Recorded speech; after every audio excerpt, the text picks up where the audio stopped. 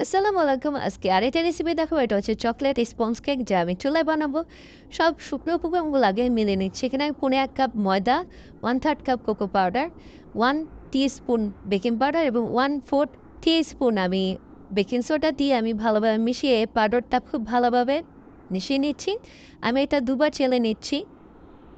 দুবার চেনে নিলে এটা পাউডারটা খুব ভালোভাবে মিশ্রণ হবে। এখন আমি দুটো ডিম ফেটে কুসুমটা আলাদা করে সাদা অংশগুলো আমি ইলেকট্রিক বিটার দিয়ে বিট করে নেব। আপনাদের যদি ইলেকট্রিক বিটার না থাকে আপনারা হ্যান্ড বিটার দিয়ে আপনারা বিট করে নিতে পারেন, বাট তাতে অনেক সময় লাগবে।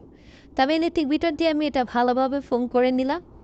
ফোম করে নেওয়ার পর আমি এখানে 1/4 কাপ চিনি নিব, যা একটু একটু করে ঢেলে এটাকে আমি ভালোভাবে বিট করব যতক্ষণ তো আমার চিনিগুলো ভালোভাবে মিহি করে না মিশে যাচ্ছে। স্পঞ্জ কেকটাতে, চকলেট স্পঞ্জ কেকটাতে যদি আপনার চিনি মিহি না হয় তাহলে কেকটা ভালো হবে না। এখন আমি আমার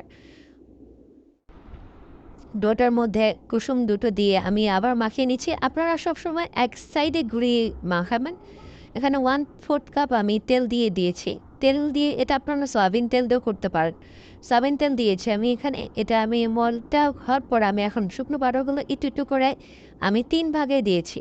আপনারা কিন্তু একসাথে দিতে যাবেন না, তাহলে আপনারা বুঝবেন না যে আপনাদের এটা হচ্ছে, আপনাদের ডোটা কমপ্লিট হবে না। এখানে আমি ভ্যানিলা এসেন্স দিয়েছি হলো 1 টিস্পুন এবং আমি চকলেট ফ্লেভার দিয়েছি 1/4 টিস্পুন।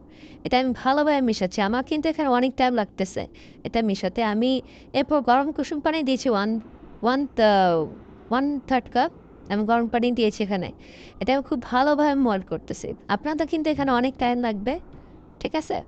আমি এটা অনেকক্ষণ টাইম নিয়ে করতেছি, বাট আপনাদের জন্য আমি এটা স্পিড করে দিয়েছিলাম। এখন আমি কিছু মোরব্বা, কিশমিশ, বাদাম এবং টুটি ফুটি এবং চকলেট চিজ দিয়ে আমি ময়দা গুঁড়ো দিয়ে আমি মিশিয়ে এখন আমি এই মল্ডের ভিতরে এগুলো আমি ছিটিয়ে দেব।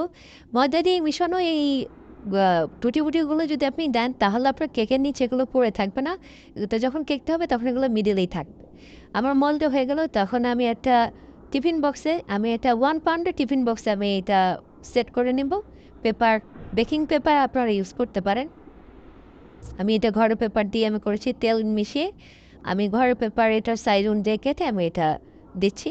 তো আমার মিশ্রণটি হয়ে গেছে। এখন এটা আমি খুব ভালোভাবে ঢেলে নেব। ঢেলে নেওয়ার পর আমি এটা কিন্তু ট্যাপ ট্যাপ করে অনেকক্ষণ আমি ট্যাপ ট্যাপ করে এটা নিয়ে নেব বাড়ি দিয়ে, কারণ এটার ভিতর বাবলস আছে এগুলো বের হয়ে আসার জন্য। এখন আমি কিছু বাদাম কুচি দিয়ে দিচ্ছি এবং চকলেট চিপস দিয়ে দিচ্ছি ছিটিয়ে। এর মধ্যে আমার যে ফ্রাই প্যানটা সেটা প্রিহিট হয়ে গেছে। এখন আমি এটা দিয়ে দেব। প্রিহিট করার পর আমি এটা এখন কেকটা দিয়ে 5 মিনিট ফুল আঁচে দিয়ে তারপর আমি একদম মৃদু আঁচে নিয়ে যাব। ঠিক 45 মিনিট পর আমি কেকটা উঠিয়ে দেখব যে আমার কেকটা হয়েছে কিনা একটা কাঠি দিয়ে। আমি এখন একটা কাঠি নিয়ে দেখছি আমাদের কেক হয়ে গেছে, কিন্তু এখন যে লিকুইডটা আসতেছে এটা হচ্ছে চকলেট চিপসগুলো গলে গেছে। কাঠির সাথে যে লিকুইডটা দেখতে পাচ্ছেন চকলেটের, এটা চকলেট চিপসের লিকুইডটা গলে যাওয়াতে আমার কেক হয়ে গেছে। আমি চুলা অফ করে 15 মিনিট এভাবে রেখে দেবো। 15 মিনিট পর যখন আমার কেকটা নর্মাল একটা টেম্পারেচার চলে আসবে, আমি তখন একটা প্লেটে এটা আমি নিয়ে নিব। আমি তখনও কাটবো না, আমি এটা পুরোটা ঠান্ডা হওয়ার জন্য আমি ওয়েট করব। আমার কেক এখন ঠান্ডা হয়ে গেছে। এখন আমি এটা চারপাশ ছুরি দিয়ে কেটে আমি বেকিং পেপার বা নর্মাল পেপার থেকে যে ফিস্ট হয়েছিল এটা আমি আলাদা করে নিচ্ছি। দেখুন আমি কীভাবে বের করতেছি। আপনারা চাইলে বেকিং পেপার ইউজ করতে পারেন। আমি ঘরে আমার যেটা ছিল পেপার আমি সেটা দিয়ে আমি ট্রাই করছি। দেখেন আমার কেকটা কত সুন্দর কালার আসছে, চকলেট কালারটা চলে আসছে। আপনারা যারা ক্রিম ইউজ করবেন তারা এটা দুটো লেয়ার করে চিনির শিরা দিয়ে মিশিয়ে আপনারা চকলেট কেকের মধ্যে আপনারা ক্রিম দিয়ে ইউজ করতে পারেন। দেখেন আমার কেকটা কত স্পঞ্জ হয়েছে। তো আমি এখন আপনাদের মাঝখানে এক পিস কেটে দেখাচ্ছি যে আমার ভিতরে চকলেট চিপসগুলো কীভাবে গলে গেছে এবং ভিতর কতটা ময়েশ্চারাইজ হয়েছে। তো যারা আমার ভিডিওটি ভালো লাগবে প্লিজ শেয়ার করবেন, লাইক দিবেন এবং কমেন্ট করবেন নতুন নতুন আরও ভিডিও দেওয়ার জন্য। এই ভিডিওটি দেখার জন্য ধন্যবাদ। দয়া করে লাইক, শেয়ার, কমেন্ট করুন।